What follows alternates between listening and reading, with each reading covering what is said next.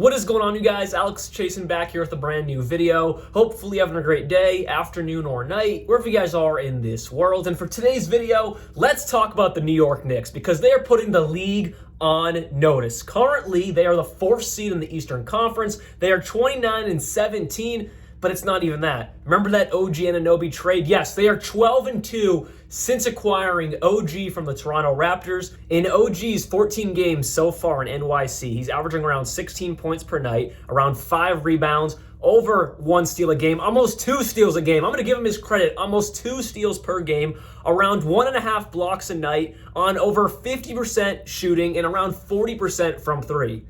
OG Anunoby is playing absolutely perfect in New York City. The role was given to him when he came into New York. Thibodeau told him what he needed from him, and he's executing it to the most top flaw. I don't know what I'm trying to say. OG Anunoby is playing fantastic in New York. He's playing absolutely amazing around Jalen Brunson, around Julius Randle, who I know just got hurt. We'll talk about that in a second.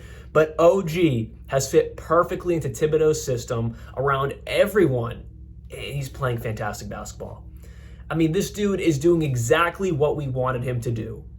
No, maybe his scoring won't become, what we all thought it kind of could have been, around 20 points per night. But the overall impact on the game that OG Anunoby makes is second to none. He's giving you 16 points a night, 5 rebounds, almost 2 steals a night, and 1.5 blocks.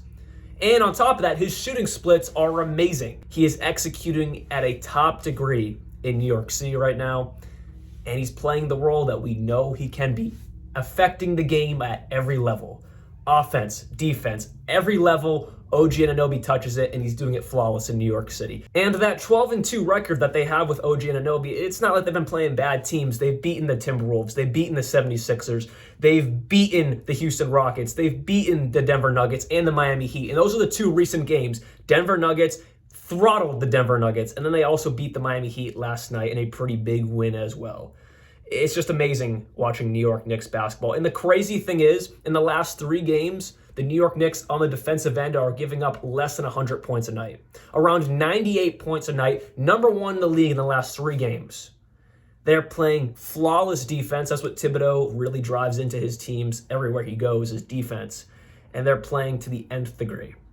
Now, my only problem with the New York Knicks, again, they're playing amazing right now. OG Anunoby is fitting perfectly into New York City.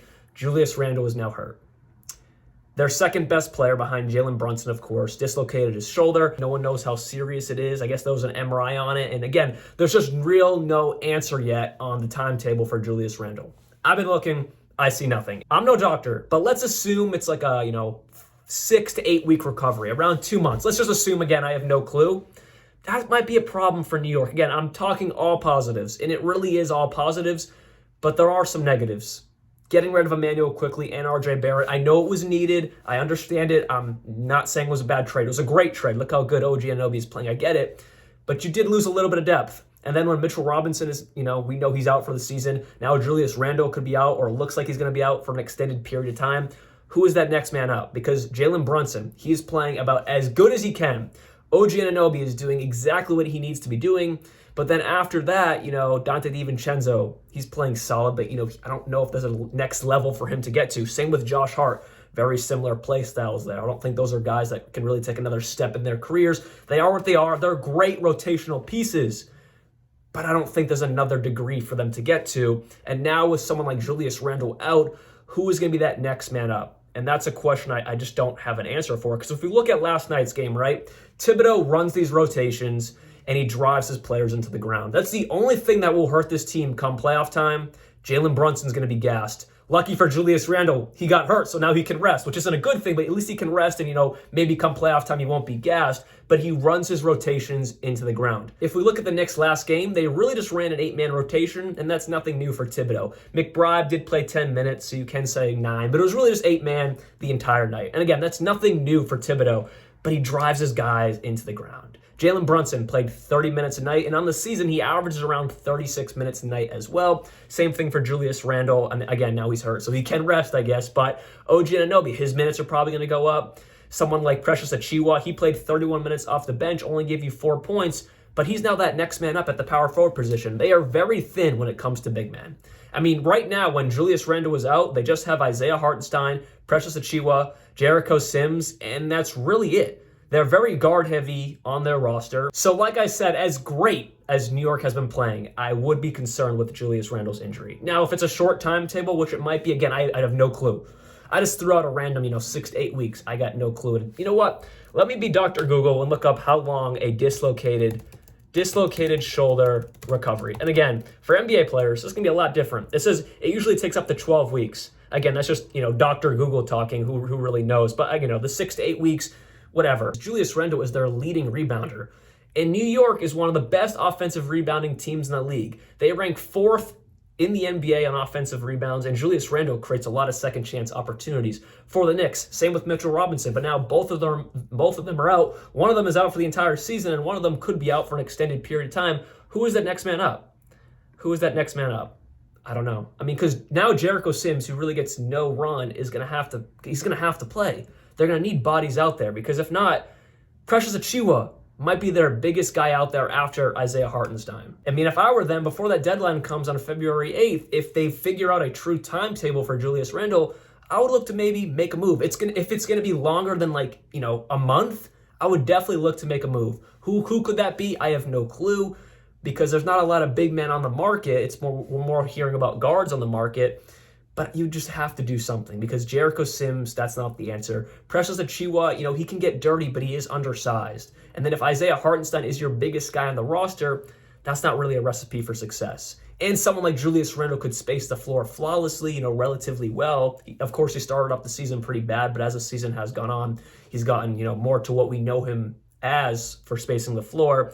They just have to figure out something. So I know I talked about some negatives there, but this really should be a positive video, because the New York Knicks are playing amazing.